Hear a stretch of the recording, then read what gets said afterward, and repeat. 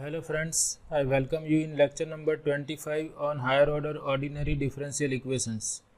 From last several days we are discussing this method of variation of parameters.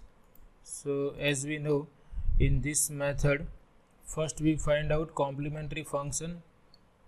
Suppose we have second order differential equation, then complementary function will look like this: c1 into some function of x plus c2 into some another function of x, and we denote those two functions by y1 and y2.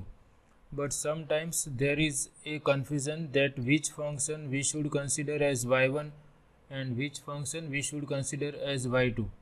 But there is no compulsion. You can consider any of the two functions as y1 and any other remaining function as y2. Suppose I have this complementary function c1 e raised to x plus c2 e raised to 2x.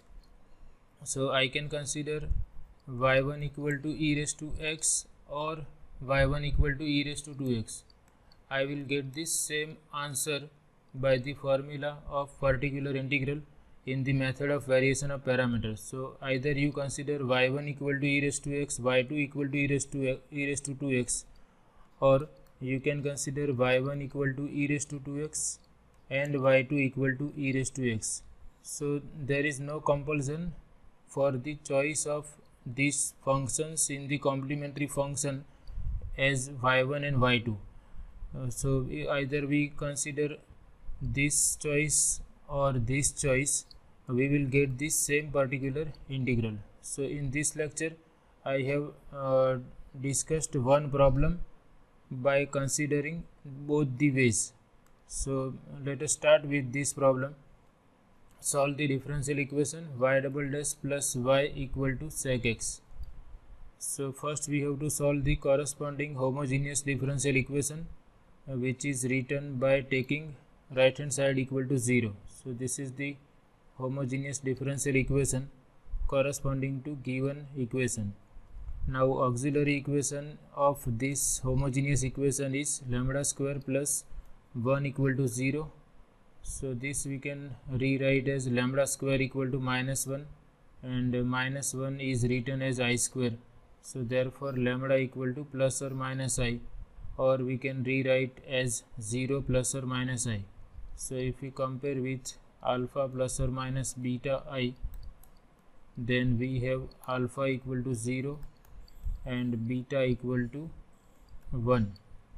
So we know that complementary function corresponding to pair of complex roots is c1 e raised to alpha x cos beta x plus c2 e raised to alpha x sin beta x. So if we take alpha equal to 0 and beta equal to 1, we have this complementary function c1 cos x plus c2 sin x. So here also there is no compulsion. Here you can write c1 sin x plus c2 cos x also.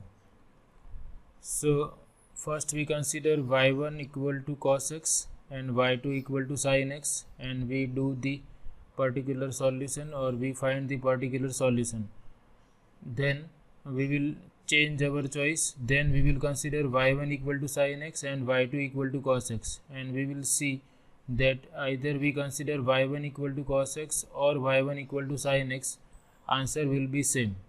So first we find the particular integral by considering y1 equal to cos x and y2 equal to sin x.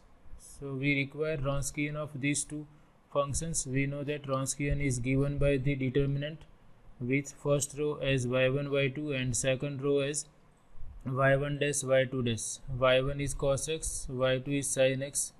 Derivative of cos x is minus sin x, and here derivative of sin x is cos x. Then we take cross multiplication, so we will have cos x into cos x, that is cos square x, minus sin square x, so that is going to be cos square x plus sin square x, which is 1. So Wronskian has value 1. Now we write down the formula for particular solution. We know this formula for the method of variation of parameters. Particular integral is given by yp equal to minus y1 y2 r over Wronskian plus y2 integral of y1 r over Wronskian with respect to x. So we have all these things. Wronskian is 1, y1 is cos x, y2 is sin x, and here right hand side is sec function. So we consider r equal to sec x. So we substitute all these things in this formula. y1 is cos x, y2 is sin x, rx is sec x, Wronskian has value 1, and now in this second term we interchange y1 and y2. So sin x outside, cos x inside, this is rx and this is Wronskian. Now here we replace sec x by 1 over cos x, and this is going to be 1. So here I rewrite this as sin x over cos x, and here we will have integral of 1 with respect to x. Now here in the denominator we have cos x, and derivative of cos x is minus sin x. So we take this negative sign inside the integral and we rewrite this term as cos x times integral of minus sin x over cos x, and here integral of 1 is x with respect to x. Now here derivative of cos x is in the numerator, so we can use the formula. If we have fx in the denominator and its derivative is in the numerator, then integral is given by logarithm of fx. So here derivative of cos x is minus sin x, so integral of this is log of cos x.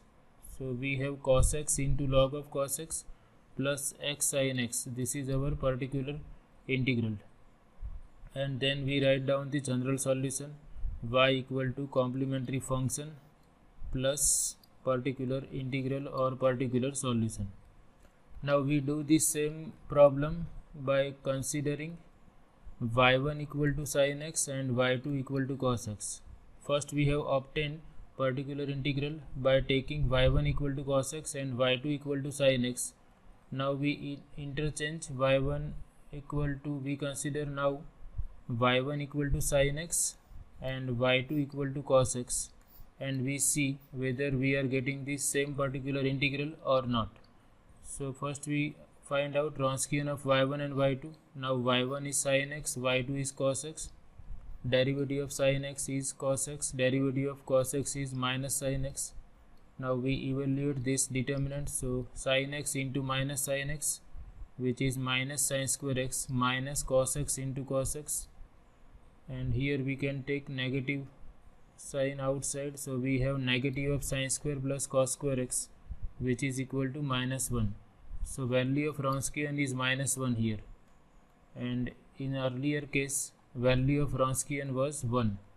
So here we have taken y1 equal to cos x and y2 equal to sin x, and now we have interchanged this choice. Y1 is sin x and y2 is cos x, and we obtain that Wronskian becomes minus 1. y1 is sin x, y2 is cos x.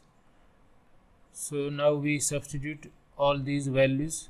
Rx is sec x, Wronskian is minus 1, y1 is sin x, and y2 is cos x. So we substitute all these values in the formula of particular integral. Minus of y1 is sin x, y2 is cos x, rx equal to sec x, Wronskian is minus 1 now, plus y2 is cos x, y1 is sin x, sec x over minus 1.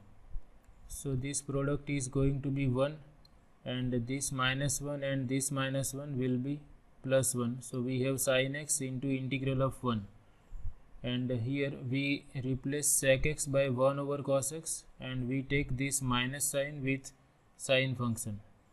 So this part becomes cos x times integral of minus sin x over cos x. So again using the formula, we have derivative of cos x in the numerator. So this integral has the value log of cos x, and this has integral x. So we have x into sin x plus cos x into log of cos x. So either we write log or ln, same thing. We are having natural logarithm. So here also we obtain the same particular solution, cos x into log cos x plus x sin x. So we can compare here cos x into log cos x plus x sin x. and here also we obtain the same particular integral cos x into log cos x plus x sin x, and then we have written the general solution. So whenever we are going for particular solution or particular integral, we will require y1 and y2 that comes from the complementary function c1 into some function of x into c2 into some another function of x. So we can consider any function as y1 and any function as y2. So there is no compulsory it is not compulsory that we should consider first function as y1 and second function as y2. In this problem, our complementary function was c1 cos x plus c2 sin x, and we have find out particular integral by considering y1 equal to cos x, y2 equal to sin x, as well as we have find out particular solution by considering y1 equal to sin x and y2 equal to cos x, and we have observed that our particular integral has same answer whatever choice we consider for y1 and y2. Okay, so I hope you understand this. So this is all about this session. Thank you very much.